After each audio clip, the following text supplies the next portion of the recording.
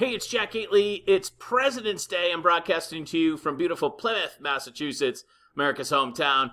And James O'Keefe has just resigned from Project Veritas. I know, like, you think it's going to be a slow Monday holiday news-wise, and this is big news in a way, because as you may know, it's been a controversy with him in the board for the last week or so. And there have been a dozen plus employees that have been trying to basically oust him. And now he's resigned this morning.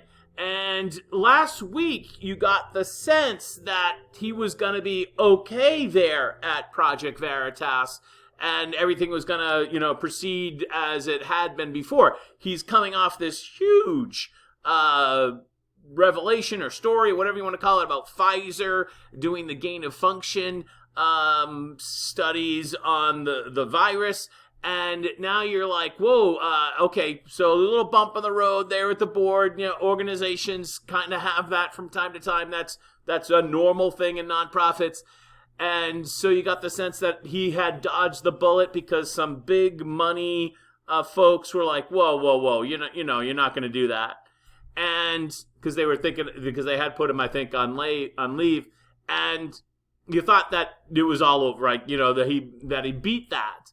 And then he comes in today and resigns. So, I've said this before in the live stream, but he is much bigger of a brand. He is a personal brand, much bigger than whatever Project Veritas is, which I can't even pronounce that.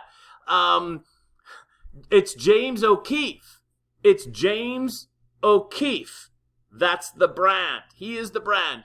And he could join, XYZ News tomorrow, and that would be what people would watch. It doesn't matter what box or what nonprofit entity he's affiliated with. He's bigger than that. In a way, this is not going to be a perfect analogy, but in a way, he's kind of like Geraldo, right? Geraldo is a brand. He's on Fox, isn't he? Kind of, sort of. He's on Fox, but he could easily be on any network, and you'd watch because it's Geraldo.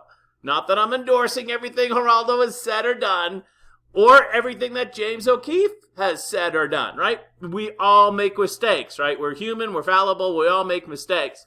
And James has had an illustrious, but yet occasionally bumpy road towards building this personal brand that people watch because it's him.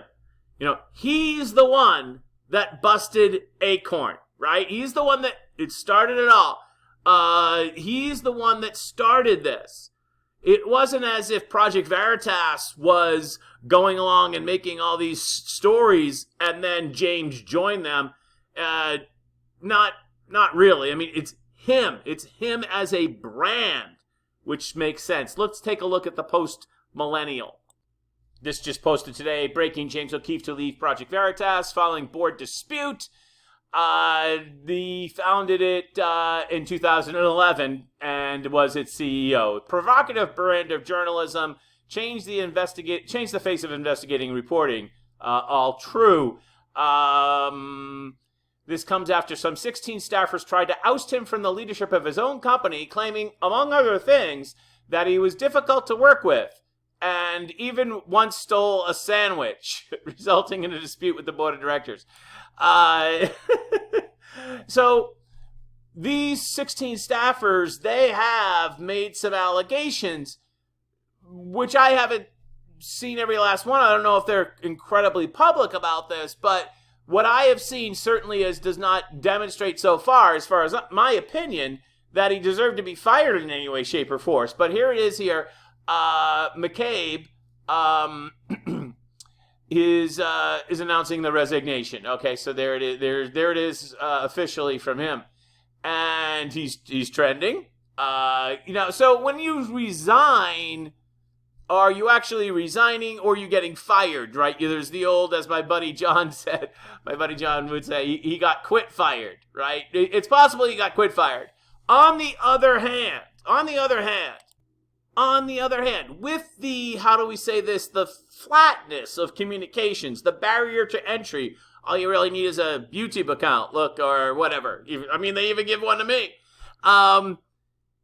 He doesn't have to work for Project Veritas. There's nothing that they don't have some giant factory. They're just people saying things and recording things, right? It's nothing you can't do with the camera. It's how you frame it, and there's a lot more of that. But how you put this into a package, he may have said, let me just put it this way. He may have said to those big funders last week, you know what?